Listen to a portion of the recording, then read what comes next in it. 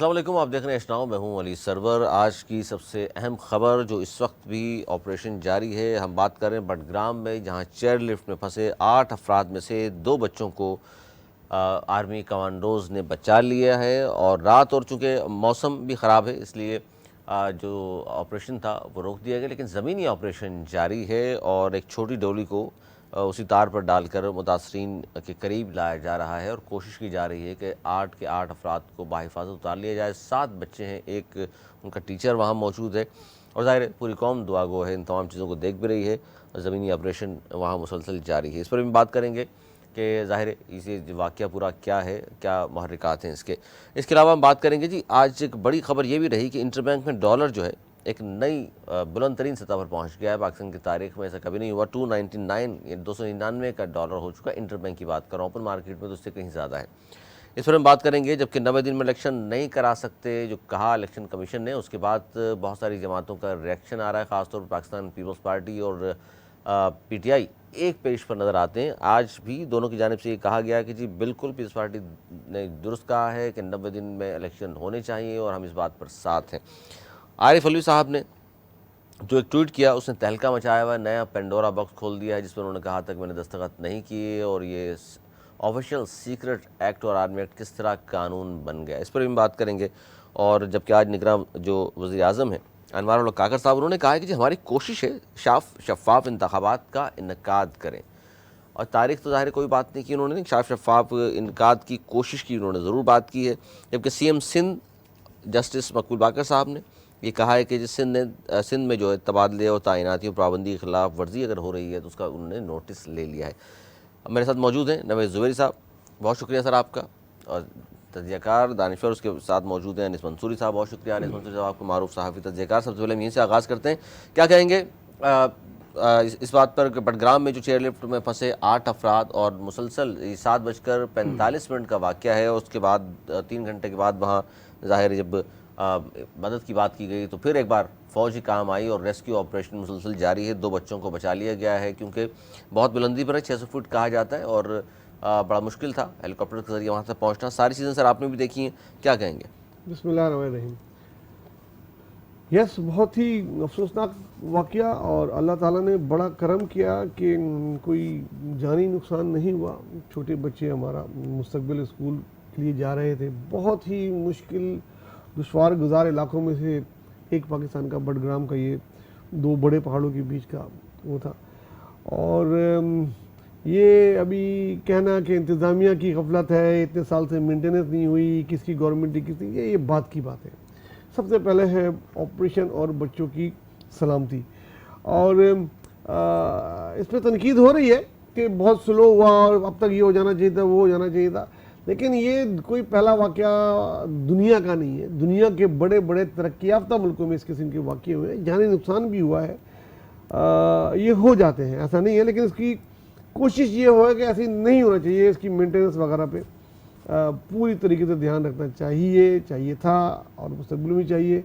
अभी जो रेस्क्यू की बात है, देखें क्योंकि वो जो एक डोली है आप सब ने हमने देखी होगी, उसका अपना वेट, फिर एक तार से अब वो जुड़ी, 3 तार थे, 2 टूट चुके हैं, एक तार से वो जुड़ी हुई है तकरीबन। वो ये इस किस्म का रेस्क्यू करना कि वो बगैर सोचे समझे आ जाते जी, जा दौड़ा के, वो फिल्मों में ही होता है जनाब, वो आके और उसमें लटक के उनको ले आते। उसकी हवा के प्रेशर से भी वो गिर सकती थी, क्योंकि जो उसका हेलीकॉप्टर का हवा का जो प्रेशर होता है, टेक्निकल अंदाज से हैंडल किया वो जब उस मेटल की उस पर पड़ेगा तो उस पर कितना वेट पड़ेगा और वो कितना, इसलिए दूर रखा गया, मुश्किल पेश आई। ये सारी कैलकुलेशन में मेरे ख्याल में देर लगी होगी, तो टेक्निकल लोग बता सकते हैं, लेकिन जो थोड़ी बहुत साइंस मुझे समझ में आती है, इसकी कैलकुलेशन की गई होगी कि कितने हाइट पे रखे उस डोली से कि कितना कम प्रेशर उस पर जाए। उन्हें बड़ा आसान था, इतना रखते जैसे कोई फिल्मों में होता है जनाब, वो कोई भी खान आ जाता और वो निकाल के ले जाता, और वो ये फिल्मों में होता। हकीकत में करने में और जान की सिक्योरिटी जो हुकूमती अहलियत है उस पर क्या कहेंगे आप? क्योंकि जाहिर है फिर वही हुआ कि जिस तरह सैलाब और इस तरह के जो आफत नागहानी आती हैं, फ़ौज काम आती है हमेशा। यहाँ भी कमांडोज ही पहुँचे फ़ौज रेस्क्यू करने के लिए, बल्कि मकामी इंतज़ामिया बेबस नजर आई हमें। देखिए, मैं नहीं समझता कि पाकिस्तान तो क्या बल्कि दुनिया के बेशतर ममालिक में मुकामी इंतज़ामिया के पास हेलीकॉप्टर हो और इस किस्म के ट्रेन लोग हों ये जो कमांडो एक्शन अटैक के कर सके, इस किस्म के वाक़यात में हिफाजती इंतजाम तो होते हैं ना, वो नहीं थे बिल्कुल। वो हिफाजती इंतजाम की तो लैक ऑफ थी जब तो ये वाक़या हुआ। अब जब वाक़या हो गया तो रेस्क्यू के लिए इसमें स्पेशलिस्ट लोग आते हैं, तो उसमें ज़ाहिर सी बात है पाक फ़ज़ाइया के लोगों को ही बुलाया होगा, पाक फ़ज़ाइया हो या नेवी हो, जो भी हेलीकॉप्टर के कमांडोज जो उसको ये काम की तरबियत हासिल होती है वो ही ये कर सकते हैं, और उन्हीं को बुलाया गया, उन्होंने ही किया और कर रहे हैं। और अल्लाह करे हमारी तो दुआ ये है कि तनकीद बाद में कर लेंगे, और किसी पे मलबा डालना है उस बाद में डाल लेंगे, पहले बच्चे सलामती से उनकी जान बच जाए बाहिफाजत। तो जिस तरह 2 बच्चे आ चुके हैं, क्या कहेंगे अनीस मंसूरी साहब? बहुत शुक्रिया अली आपका। अगर 14 घंटे तक हमारे बच्चे हवा में, ज़मीन और आसमान के दरमियान मौलिक रहे, उनकी चीखें नीचे बच्चे सुनते रहे, और उसके बाद भी अगर मुझे ये कहा जाए कि हम खामोश रहें और हम इंतज़ार करें कि किसी न किसी लम्हे किसी को बचा लिया जाएगा, उस वक्त ये बात कही जाए कि जनाब आप इस पर तनकीद ना करें कि जब वहाँ पर मौजूद 2 बच्चे बेहोश हो चुके हों। बात यह है कि तनकीद नहीं की जा रही, ये कहा जा रहा है कि जनाब अपना काम कीजिए, अपने आप को हीरो साबित मत कीजिए। अगर फिल्मों की बात की जा रही है तो हीरो आपने बहुत बन लिया फिल्मों में, अब ज़रा काम भी करके दिखा दीजिए। तो जब बच्चे हवा में मौलिक हों, नीचे माँ बाप की चीखों पुकार सामने आ रही हो, ऊपर बच्चे बेहोश हो रहे हो, नीचे माँ बेहोश हो रही हो कम से, तो कहा जाएगा कि जनाब आप 5 घंटे तक कहाँ थे, कि जब 7:45 पर वाक़या होता है और 5 घंटे तक उनको बचाने के लिए एक ईंट भी अपनी जगह से नहीं हिलती, तो आप कहेंगे कि ये हमारे यहाँ रेस्क्यू ऑपरेशन है। यहाँ पर 15 मिनट के अंदर बर्गर आ जाता है, लेकिन वहां से कितने फासले पर ये रेस्क्यू की टीमें मौजूद थी और नहीं पहुंच सकी। देखिए पहले तो ये समझे जब दुश्वार गुजार के लिए, वो कराची या हैदराबाद या लाहौर कोई शहर नहीं है, देखिए पहाड़ी इलाका है, वो कम्युनिकेशन के आपके जो गजट हैं वहाँ नहीं है, वहाँ का जनाब उन्होंने इंटरनेट पर दिया। देखिए 7:45 पर यह वाकया हुआ है, 8 बजे इस बंदे की वीडियो वायरल थी जो अंदर बैठा हुआ था। 15 मिनट में वीडियो पूरी दुनिया के अंदर वायरल हो सकती है, लेकिन वो वीडियो वहां नहीं पहुंच सकती। सबसे पहले इसका मतलब है जो वीडियो वायरल हो फौरी तौर पे एक्शन उन्होंने लेना है। मतलब 15 मिनट में वीडियो वायरल थी, 15 मिनट के अंदर आप बुलेटिन उठा के देखिए जियो न्यूज का या दीगर चैनल्स का, वो 8:30 पर तमाम लोग इस पर थे।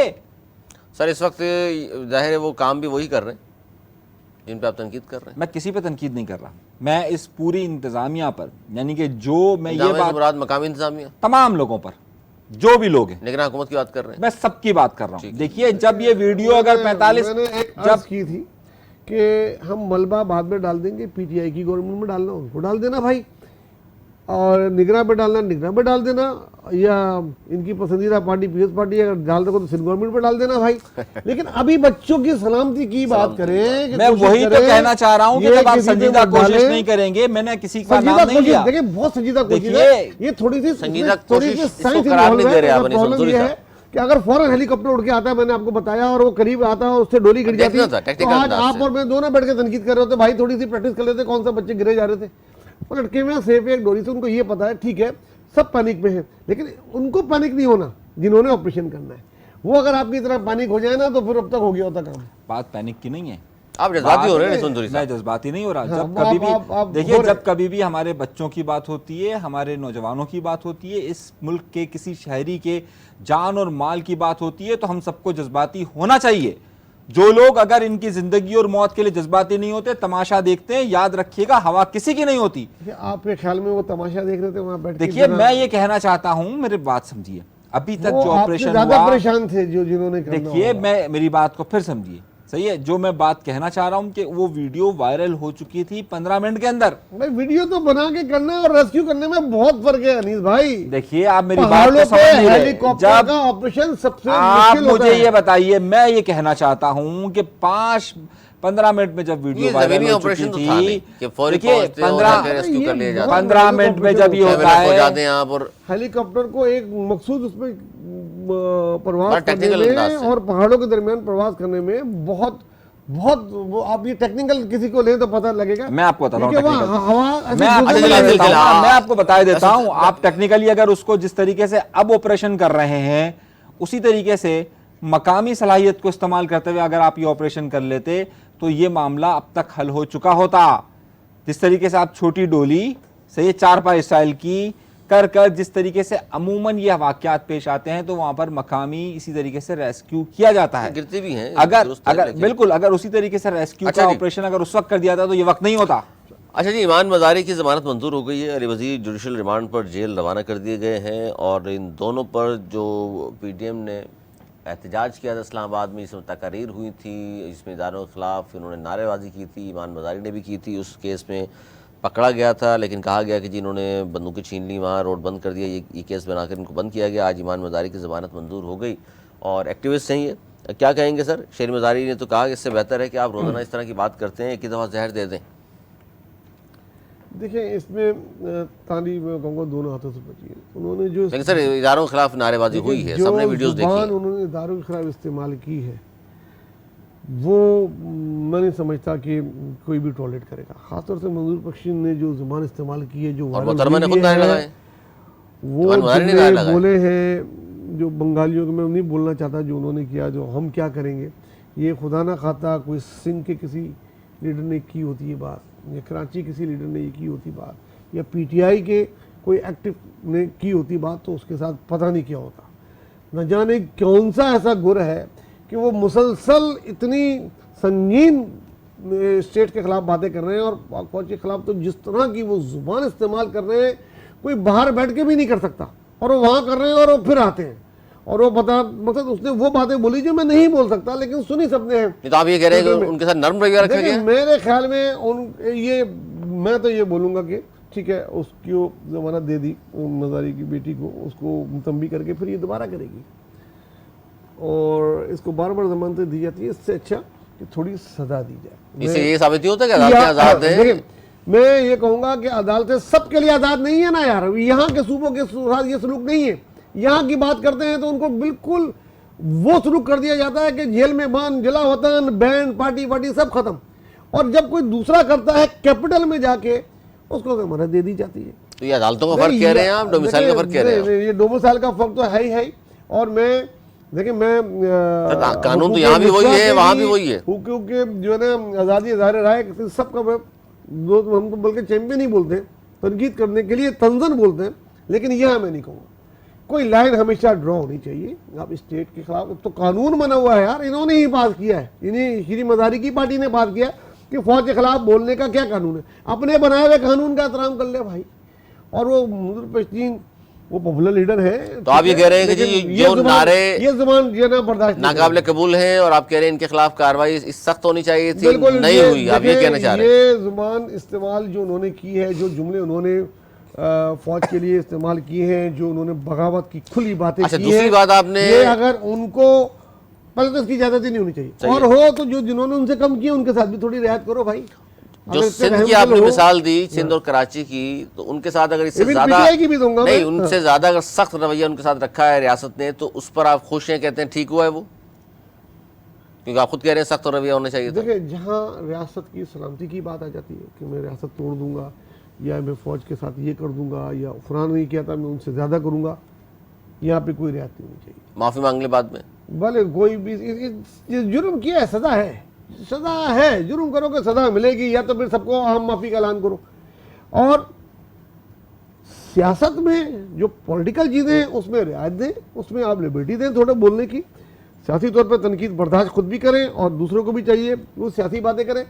लेकिन ये तोड़ने मोड़ने मारने वारने की बातें अगर रियासत बर्दाश्त करेगी और इस तरह बार बार किसी के साथ कुछ किसी का साथ खुद करोगे, तो इस किस्म की बातें खुद ही उभरेंगी भाई। नहीं तो इसमें रियासत में तनकीद कर रहे हैं, अदालत में तनकीद कर रहे हैं, जमानत तो अदालतों से मिली है। देखें, अदालतों पे मैं तनकीद अदालतों के फैसले पे कर सकता हूँ, अदालत पे नहीं कर सकता। ये फैसला जो जमानत मिली है, मेरी नज़र में अगर कानून मौजूद है और खुली रिकॉर्डिंग मौजूद है, तो इसमें जो सज़ा बनती है सज़ा दी जाए। जमानत क्यों दी जा रही है यार? फिर औरों को जमानत क्यों नहीं दी जा रही है? ये मेरी समझ से बाहर है। सॉरी, अदालत शायद इसकी तशरीह करे या कोई और कानून करे। अभी केस शुरू हुआ था और सज़ा दे दे अदालत? नहीं, सज़ा नहीं दे, केस चलाए जब तक ना काफ़ी तलाफी सबूत हैं तो आप उसको जेल में रखें। कोई डाउट है कि इसमें कि उसने नहीं कहा, या वो मुकर रही है कि मैंने नहीं कहा। मुल्क के खिलाफ, इदारों के खिलाफ कोई शख्स नारे लगाए, बात करे, उसको हम ये कह के टाल दें कि इज़हार राय की आज़ादी होनी चाहिए? देखिए, आपने सवाल ही उस दिन पूछा है जब 22 अगस्त है, हाँ। और 22 अगस्त ज़ाहिर है इसी नारों की वजह से और इसीलिए मैंने पूछा है। इसी वजह से ये मशहूर है। बात यह है कि हमारे नवेद भाई बड़ी अच्छी तकरीर कर रहे हैं, और वो जिनके लिए हिमायत के लिए तकरीर कर रहे हैं और ये कह रहे हैं कि जनाब उन पे का कानून बना हुआ है, उन पर अगर तनकीद करे तो ठीक है, बात है, बहुत अच्छी बात है। आपको याद होगा इसी खातून ने उस वक्त के जो चीफ ऑफ आर्मी स्टाफ थे जनरल बाजवा, उनके खिलाफ एक लफ्ज़ इस्तेमाल किया था और उसके बाद उनके खिलाफ एक FIR दर्ज हुई थी। सही, जिन इदारों के खिलाफ ये बात कही गई है वो इदारे फिर FIR जलाओ घिराओ की ना करते उस कानून के मुताबिक इस लड़की पे FIR। आप चाह रहे हैं आर्टिकल 6 लग जाए इनके ऊपर? मैं नहीं कह रहा, अगर नवेद भाई का मौकिफ है ना सर आप कि उस कानून के तहत होना चाहिए, सही है, तो मैं ये पूछना चाह रहा हूं कि जनाब हमारी रियासत का, हमारी हुकूमतों के दोगले मयार तो आपको इस FIR से नजर आते हैं। आपको अगर आपको ये था FIR कि तो मुदक्कर खेल है। अगर आपको ये था कि जनाब इसने हमारी शान में गुस्ताखी की है, तो जनाब वाला उसे फिर उसी शान में गुस्ताखी का जो कानून आपने बनाया है उसके मुताबिक सजा दिलवा देते। आपने क्यों FIR नहीं करवाई? आपने FIR ऐसी मजाक क्यों की? आपने 22 अगस्त 2016 में जो एक नारा लगा उसकी बुनियाद पर 62 लोगों के खिलाफ आपने एक मुकदमा दर्ज किया। आज वो 62 साल हो गए, इंसदाद दहशतगर्दी की अदालत में वो मुकदमा वहीं खड़ा है, सब लोग जमानतों पर है। सही, आप एक तरफ कानून की बात करते हैं, इंसाफ की बात करते हैं, और जब आप दोगला मयार अपनाएंगे तो फिर ज़ाहिर सवालात उठेंगे। जहाँ तक ये बात है कि रियासत के ख़िलाफ़ या इदारों के ख़िलाफ़ उन्होंने नारेबाजी की, आज से कुछ दिन पहले तक जब एक ख़ास लॉबी मोहतरम जनाब किबला इमरान खान की हिमायती हुआ करती थी, तो वो वहाँ खड़े होकर जो है वो मीर जाफ़र, मीर सादिक, डर्टी हैरी से लेकर क्या क्या इल्ज़ामात आयद नहीं करते जेल थे। में है ना। मेरी बात तो सुने ना, मैं उसी नुक्ते पर आना चाह रहा हूँ ना। तो हमारे यहाँ पर ये चहीतों का मसला है। जब तक वो चहीते थे किसी के तो कहा हाँ बोल, आज भी हो सकता है किसी के चहीते हो तो कहा जा रहा हो बोल। तो ये किसकी चाहिए हैं जो इसी बात की उन्होंने ईमान मज़ारी ने? अरे ये तो उस कई लोगों के हैं ना चहीते। ये तो वो खातून है कि जिस पे अब मैं क्या कहूँ, सही खातून नहीं है। तो ये जो बात की जुबैरी साहब ने कि उनको ये कि जिस तरह के नारे वीडियोस मौजूद हैं उनको कड़ी सजा मिलनी चाहिए, कौन देगा? ये इस हक में है। आप क्या कहते हैं? कौन देगा? जिन्हें देनी है उनके मयारात पर है ना। जब उनको ज़रूरत होगी तो वो FIR दर्ज करते हैं, जब उनको नहीं होगी तो नहीं करेंगे। तो जमानत नहीं होनी चाहिए थी, आप भी हक में? मैं ये कह ही नहीं रहा ना, मैं तो ये कह रहा हूँ कि जिनको जो ज़रूरत, भाई जिस मुकदमा उन पर दर्ज किया गया ईमान पे, आप मुझे ये बताइए जिसका नवेद भाई अभी तकरीरों का जिक्र कर रहे हैं, ये मुकदमा वो है? मुकदमा क्या है? मुकदमा तो जो कुरंगी में रैली निकली उसके बाद रोड बंद करना और ये सब कुछ हुआ इस्लामाबाद में भी कि रोड क्यों बंद किया, राइफल छीन ली। मुकदमा ये है। अब इस मुकदमे में आप खुद बताइए जज क्या करेगा? राइट्स किट्स के हवाले से। अच्छा जी, चलें, दोनों का पॉइंट ऑफ व्यू आ गया। बड़ी अहम बात एक ये है कि आरिफ अलवी साहब के हवाले से जो भी मुकदमा इस वक्त सामने आया है और नया पेंडोरा बॉक्स खोल दिया, मैं चाहता हूँ इस पर ज़रूर हम बात करें आज के इस प्रोग्राम में। सर क्या कहेंगे आप, ख़ास तौर पर नवेद ज़ुबैरी साहब के ट्वीट करके उन्होंने बताया है कि जनाब मैंने तो उन दोनों बिलों पर दस्तखत किए नहीं थे, वो कानून बन चुके, अदालत भी कायम हो गई और ये सब कुछ हुआ आरिफ अलवी साहब के, उनको टीवी से पता चला, उनके वज़ीर-ए-आज़म जब थे इमरान खान उनको भी टीवी से पता चलता था, उनको भी टीवी से पता चला मीडिया से कि जनाब ये हो गया है, और उन्होंने ट्वीट करने के बाद अपने सेक्रेटरी जो हैं वक़ार उनको हटाने की सिफारिश की है और मोहतरमा उमेरा साहिबा को कहा कि उनको ले आएँ, लेकिन उन्होंने मना कर दिया है। सर क्या कहेंगे, इस सियासी केस नज़र आ रहा है आपको, क्या हुआ क्या है ये? पूरी सियासी है, सियासत कर रहे हैं सदर साहब उधर बैठ के, जो उनको जेब नहीं देती और बड़ी देर लगी उनको। उन्होंने माफ़ी मांगी अल्लाह से भी, और जो इससे मुतासिर होगा इन दोनों बिलों से उनसे भी माफ़ी मांग रहे हैं पहले से। उनका काम नहीं है माफ़ी मांगना, पेशगी माजरत। देखिए उनका काम नहीं है माफ़ी मांगना। जिसने वो कहते हैं ना जहमत के लिए माजरत खा है, पेशगी माजरत। जिन्होंने बिल मंजूर किया उनका था ये, ज़्यादा एक दफ़ा वापस कर सकते थे, फिर आता फिर करने थे। लेकिन ये बात साबित हो गई कि दस्तखत तो नहीं किए उन्होंने। भाई दस्तखत नहीं किए, 10 दिन बाद कानून बन गया। उस वक्त कहाँ सो रहे थे जब ब्रेकिंग न्यूज़ है, हम और आप और पूरा पाकिस्तान देख रहा है कि सदर ने दस्तखत कर दिए, ढड़ंग ढड़ंग भड़ंग भड़ंग हो रहा था। उस वक्त तो उनको पता ही लगा, इतने बेखबर थे, पता नहीं क्या कर रहे थे, ना उनके किसी स्टाफ ने आके बताया कि सदर साहब आपके लिए न्यूज चल रही है, ना उन्होंने 28 घंटे बाद उन्होंने देखा, ना उन्होंने 28 घंटे तक अपने मोबाइल देखा, ना किसी पार्टी के आदमी ने उनको कोई मैसेज किया। वो 28 घंटे कहाँ थे सदर साहब, इस बात का जवाब देंगे। 28 घंटे के बाद उनको अचानक याद आता है, ओह अच्छा ये यार ये तो मैंने नहीं किया, अल्लाह जानता है। और ये यार इस किस्म के मेरे ख्याल में जिस हाउस में बैठे हैं सदर हाउस में, उस किस्म के ड्रामे वहाँ पसंद नहीं किए जाते, ना ही पाकिस्तान की ऐसी प्रैक्टिस है सियासत की। उस इदारे को, उस जगह को बड़ी एहतराम की नज़र से देखा जाता है। बिलो द बेल्ट वहाँ बैठ के नहीं खिलाता, कैसे करना है, पार्लियामेंट में आओ यार आप। वैसे भी तो पार्लियामेंट ड्रामों के लिए आपके वहाँ पार्लियामेंट में ये चीज़ें चलती हैं, ड्रामे यहाँ सियासतदान एक चीज़ करके मुकर जाते हैं, लेकिन सदर की एक अहमियत होती है। सुप्रीम पाकिस्तान में सदर की ओहदे की बड़ी अहमियत है, और वहाँ पे ये हरकतें आज नहीं हुई हैं, अब होती हुई उधर देर नहीं देती। तो इसके बाद आप समझते हैं कि अखलाकी तौर पर चले जाना चाहिए? कोई इस मुल्क में जाता है अखलाकी तौर पे इस मुल्क में जिस तरह जाते हैं उस तरीके से हो सकता है कभी ये रिजाइन देके चले जाए। अली संतूरी साहब, रोज़ समातें होती थी, सदर थे जरदारी साहब कि आज स्विट्ज़रलैंड वाले केस में ये हो गया, ख़त लिखा नहीं लिखा। उस चक्कर में यूसुफ रज़ा गिलानी भी चले गए थे जरदारी साहब। आप ये सवाल पूछ रहे हैं जनाब। देखिए सदर को इस्तिस्ना हासिल होता है कोर्ट में, यहाँ भी दे दीजिए। मेरे भाई को शायद ये पता नहीं, यहाँ भी दे दीजिए ना, जब अपनी बारी होती है तो सारे इस्तिस्ना याद आते हैं। कौन बुला रहा है उनको? कोर्ट में बुलाया, वो गैर अखलाकी बात की। अखलाकी तौर पे छोड़ देना चाहिए जरदारी साहब को, मुकदमात भुगतते वहां से क्लियर होते फिर आ जाते। वो तो मैं देखिए काउंटर किया है ना, मैंने हर जगह वहाँ काउंटर किया है, मैंने कुछ कहा, मैंने आपने एक की मिसाल दी, मैंने दूसरे की मिसाल दी, और अपनी आदत सही। हमने जरा सा कुछ कहा तो फौरन नाराज। सही, आप ये बात देखें, तोड़ मरोड़ के पेश कर रहे हैं। तो मैंने आपको एक मिसाल, साहब 28 घंटे सोते रहे, 28 घंटे बाद बोले मैंने साइन नहीं किया, सारी ब्रेकिंग न्यूज़ें चलती रही, वो सोते रहे, उसके बाद उन्होंने किया। इसमें जरदारी साहब किधर से आ गए बीच में? देखें आपने जिक्र ये किया, आपने, मैं मुख्तसरन कि भाई उनके मुतालिक ये खबरें आ गई हैं, वो इस्तीफा दें। मैंने कब कहा? आपने कहा अखलाकी तौर पे मैंने कहा छोड़ देना चाहिए। तो इन्होंने क्या कहा? अखलाकी तौर पे कोई छोड़ता नहीं अखलाकी। तो मैंने मिसाल दी, मैंने कहा बिल्कुल नहीं छोड़ते, जैसे जरदारी साहब ने भी नहीं छोड़ा था। मैंने कोई गलत कहा? जरदारी साहब को क्यों छोड़ना चाहिए था?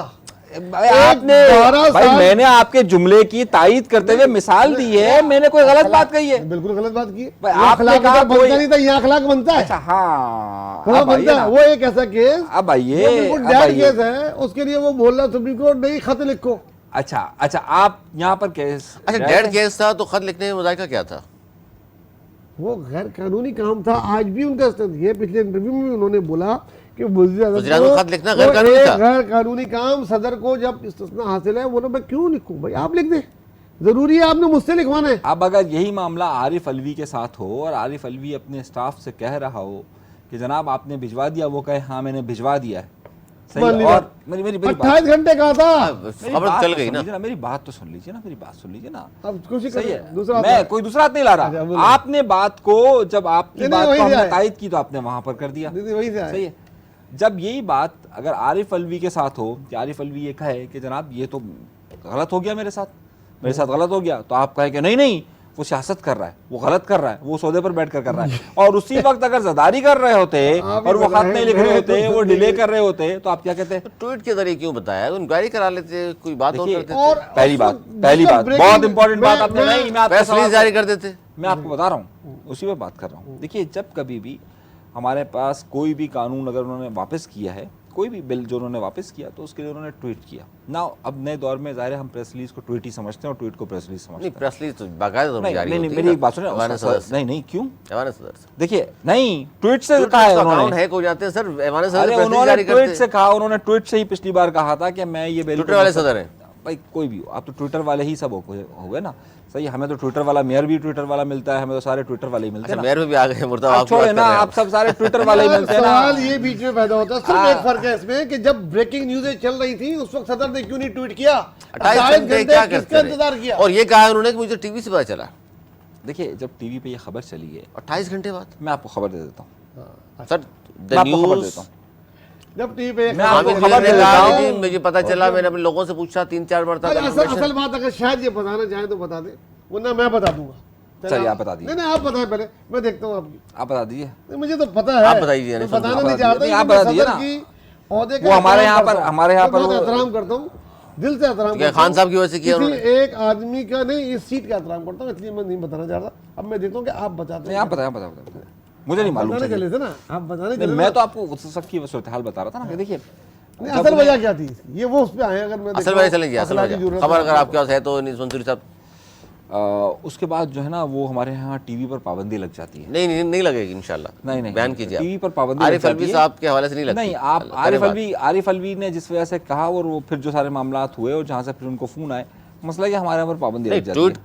उन्होंने कहा कुछ और वजूहात बचा हैं रहे ट्वीट उसका। करने की। फालतू में क्या? बता रहे। बिल्कुल, ट्वीट करने की वजह कुछ और है। क्या जब है? आपने कल एक दिन पहले यानी कि हफ्ते का दिन था और इतवार के दिन जब उन्होंने ट्वीट किया है, तो हफ्ते के दिन से लेकर जब उनको टीवी से ये बात पता चली कि ये क्या हुआ, ये खबर चल रही है कि मैंने अप्रूवल कर दिया है, उस दौरान से लेकर रात गए तक जितना फ़ोन कॉल्स जो जिन जिन जगहों से फ़ोन कॉल्स शाह आई महमूद हैं, कुरैशी की गिरफ्तारी के बाद क्यों किया?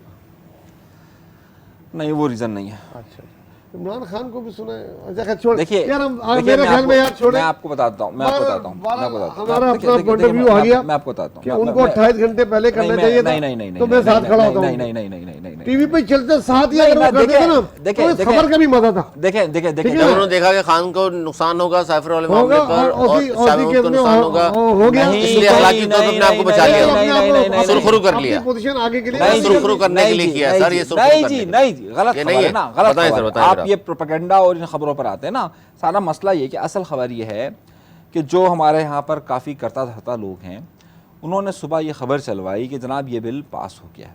सही है, आपको बहुत क्लियर बता तमाम बड़े चैनल्स पर मेरी हाँ बात सुनिए। अब तो ये बात क्लियर अखबारात में तस्वीर आ गई, साइन कर ये रहे हैं अगले दिन की बात है, अगले दिन की बात है। मेरी बात तो सुन लीजिए ना। ये उस दिन खबर ये चलवाई गई कि जनाब ये उन्होंने दस्तखत कर दिए।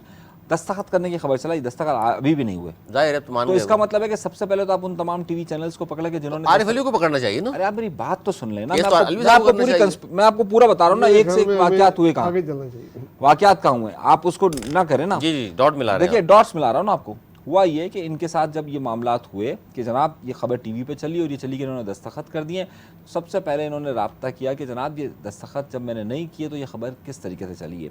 ये उसी वक्त दोपहर की बात है। उसी दौरान जब ये मामला चल रहा था और इसकी इन्वेस्टिगेशन हो रही थी, हफ्ते का दिन था, काफ़ी स्टाफ नहीं आया हुआ था, तब अभी इसकी मामला चल ही रहे थे, तो ऐन उसी वक्त ये पता चला कि शाह महमूद कुरैशी को गिरफ्तार कर लिया गया और इसी मामले पर उनका मुकदमा दफ़ा इसी की शक 4 और 5 और 6 के पर इन पे मुकदमा डाल दिया गया।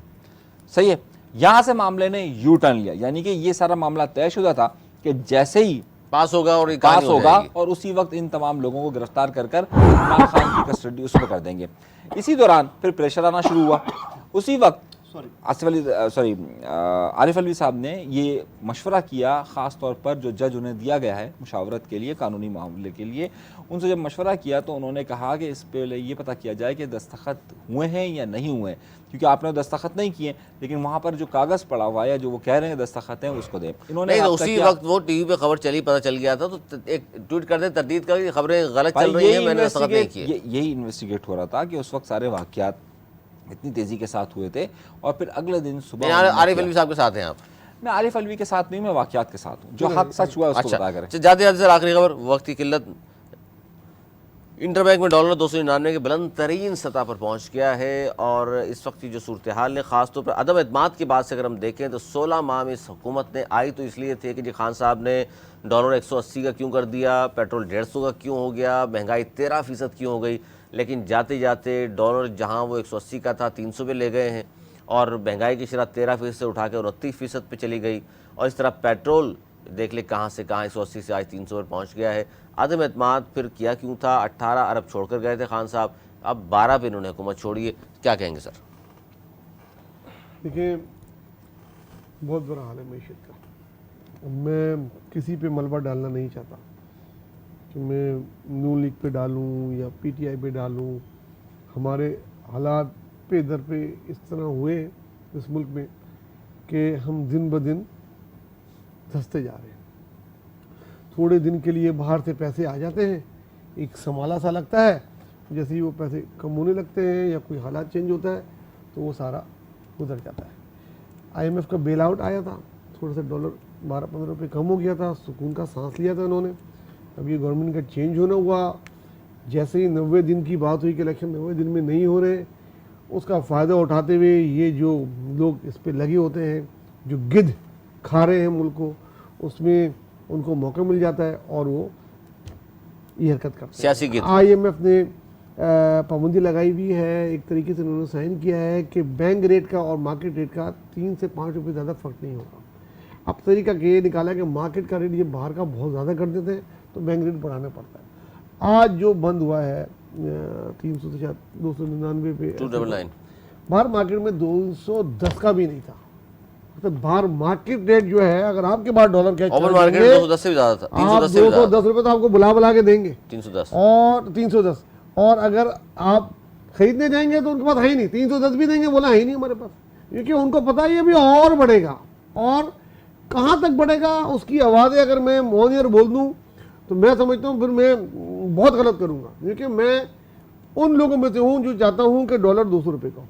अगर मैं उनमें से शामिल हो जाऊँ जो अफवाहें बाकायदा फैला रहे होते हैं ग्रुपों में, इसमें पाकिस्तान वक्ती तौर पे किसी के इंडिविजुअल का फ़ायदा हो जाता होगा, देखो मैं 2-4 डॉलर लाखों रुपए कमा लेते होंगे, लेकिन इस मुल्क के साथ जो वो कर रहे हैं वो गद्दारी से कम नहीं। सर यानी कि निगरान हुकूमत में आप ये कहना चाह रहे हैं कि इनसे क्या संभलेगा जब वो नहीं संभाल सकेगी गवर्नमेंट। मजीद महंगाई में इजाफा होगा। जुबैर साहब के बकौल के जनाब देख लीजिए, आप सोच रहे हैं कुछ बेहतरी आएगी तो नहीं आएगी। अनीस मंसूरी साहब, देखिए मईशत की जो सूरत हाल है, अब ज़िम्मेदारान वो तमाम लोग हैं जो हुकूमतों में रहें, चाहे इमरान खान हो, चाहे नवाज शरीफ साहब की जमात हो, चाहे पाकिस्तान पीपल्स पार्टी हो, चाहे MQM हो, मौलाना फजल रहमान साहब हो, ये सब लोग इस सारी बुराई के ज़िम्मेदार हैं और इनका किया पाकिस्तान की आवाम भुगत रही है।